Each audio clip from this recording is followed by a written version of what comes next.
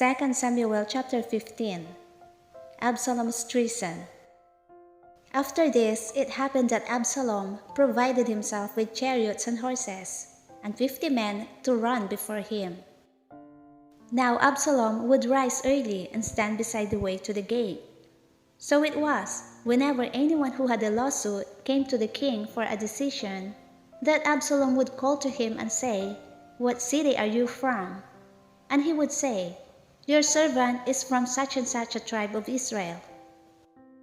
Then Absalom would say to him, "Look, your case is good and right, but there is no deputy of the king to hear you." Moreover, Absalom would say, "Oh, that I were made judge in the land, and everyone who has any suit or cause would come to me, then I would give him justice."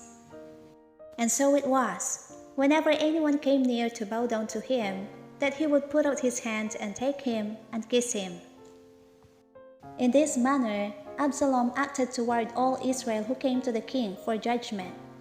So Absalom stole the hearts of the men of Israel. Now it came to pass after 40 years that Absalom said to the king, "Please let me go to Hebron and pay the vow which I made to the Lord. For your servant took a vow while I dwelt at Geshur in Syria, saying, 'If the Lord indeed brings me back to Jerusalem, then I will serve the Lord.'" And the king said to him, "Go in peace." So he arose and went to Hebron. Then Absalom sent spies throughout all the tribes of Israel, saying, "As soon as you hear the sound of the trumpet, then you shall say, 'Absalom reigns in Hebron.'" And with Absalom went 200 men invited from Jerusalem, and they went along innocently and did not know anything. Then Absalom sent for Ahithophel the Gilonite, David's counselor, from his city, from Gilo, while he offered sacrifices. And the conspiracy grew strong, for the people with Absalom continually increased in number. David escapes from Jerusalem. Now a messenger came to David, saying, "The hearts of the men of Israel are with Absalom."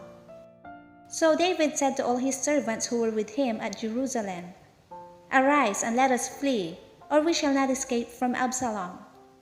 Make haste to depart, lest he overtake us suddenly and bring disaster upon us, and strike the city with the edge of the sword."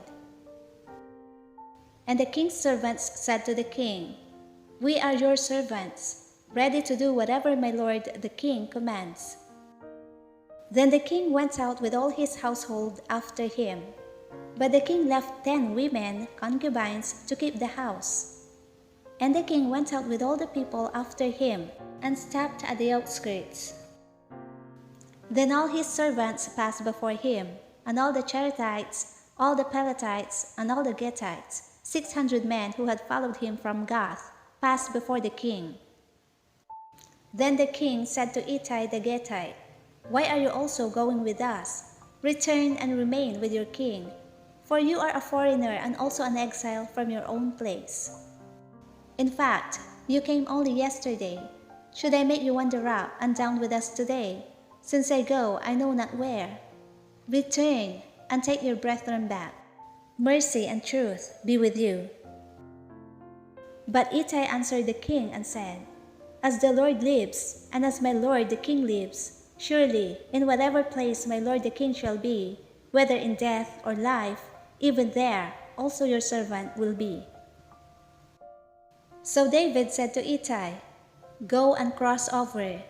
Then Ittai the Gittite and all his men and all the little ones who were with him crossed over. And all the country wept with a loud voice, and all the people crossed over. The king himself also crossed over the brook Kidron, and all the people crossed over toward the way of the wilderness. There was Zadok also, and all the Levites with him, bearing the ark of the covenant of God, and they set down the ark of God. And Abiathar went up until all the people had finished crossing over from the city. Then the king said to Zadok, "Carry the ark of God back into the city. If I find favor in the eyes of the Lord, he will bring me back and show me both it and his dwelling place. But if he says thus, I have no delight in you, Here I am, let him do to me as seems good to him. The king also said to Zadok the priest, Are you not a seer? Return to the city in peace, and your 2 sons with you, Ahimaaz your son, and Jonathan the son of Abiathar. See, I will wait in the plains of the wilderness until word comes from you to inform me. Therefore Zadok and Abiathar carried the ark of God back to Jerusalem, and they remained there. So David went up by the ascent of the Mount of Olives, and wept as he went up. And he had his head covered and went barefoot. And all the people who were with him covered their heads and went up, weeping as they went up. Then someone told David, saying, Ahithophel is among the conspirators with Absalom. And David said, O Lord, I pray, turn the counsel of Ahithophel into foolishness. Now it happened, when David had come to the top of the mountain, where he worshipped God, there was Hushai the Archite coming to meet him with his robe torn and dust on his head. David said to him, If you go on with me, then you will become a burden to me. But if you return to the city and say to Absalom, I will be your servant, O king, as I was your father's servant previously, so I will now also be your servant, then you may defeat the counsel of Ahithophel for me. And do you not have Zadok and Abiathar the priests with you there? Therefore it will be that whatever you hear from the king's house, you shall tell to Zadok and Abiathar the priests. Indeed, they have there with them their 2 sons, Ahimaaz Zadok's son, and Jonathan Abiathar's son, and by them you shall send me everything you hear. So Hushai, David's friend, went into the city, and Absalom came into Jerusalem.